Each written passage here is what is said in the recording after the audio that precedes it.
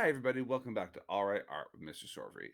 Today, we're going to be working on another TinkerCad project for Ceramics 2 level advanced students. We're going to be making one of these shapes right here, which we're going to turn into a raspberry. Now, what we're going to be focusing on is some of our advanced copy and duplicate functions, and that's going to allow us to create a complicated, sort of mathematically complex looking shape with a pretty simple set of tools. All right, let's get started.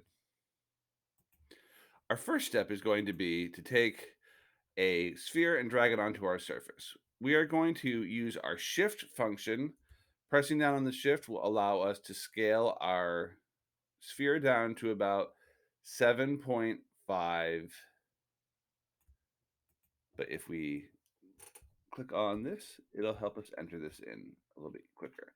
Now, you'll see here that we have a snap grid set at 1.0 millimeters. If I change that to 0.25, it's going to make a lot of what I'm doing later in the project a lot easier.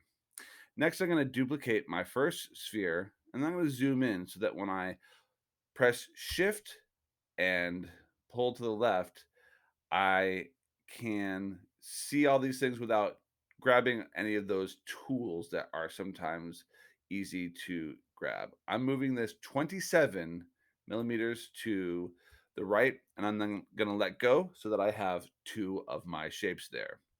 Next, I'm going to zoom in a little bit, and I'm going to select both of these objects, and I'm going to duplicate them.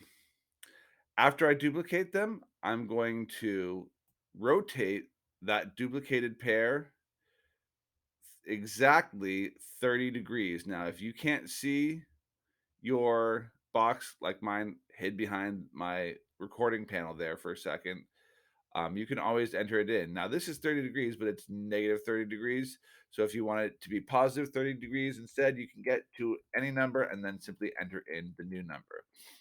Now, once you've done that, you should be able to hit the duplicate button a couple more times, and that duplicate button will recall your settings and allow you to duplicate not only the size and shape, but the rotation they were moved previously.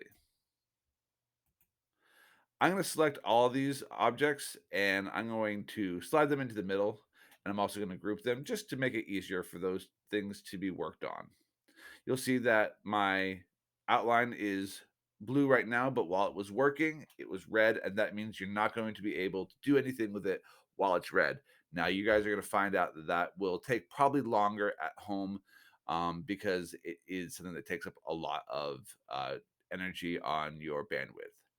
I'm going to select this duplicate button again, and I'm going to raise up my duplicated set to 3.75 in height. That is half of what I have right now. And it's going to allow me to make the next row fit exactly in between. I'm going to click on my rotate tool and I'm going to select 15 degrees. You'll see that as I pull out my rotate tool farther, it makes it easier for it to go to the exact number that I want it to.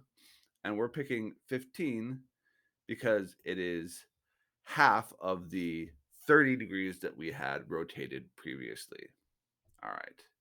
I'm going to now press my duplicate button, and just like we did before, it's going to remember what my last rotation was.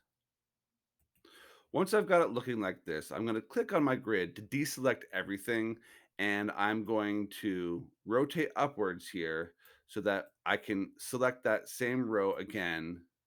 But this time, I'll be able to send in a new set of instructions for my duplicate button to remember. This time, I'm going to duplicate it, and I'm going to raise it up that same 3.75 and rotate it that same 15 degrees. And then we'll continue with the next step next time. The next step will be to hit Shift and Alt at the same time and click on this button and set it to 7 instead of 7.5.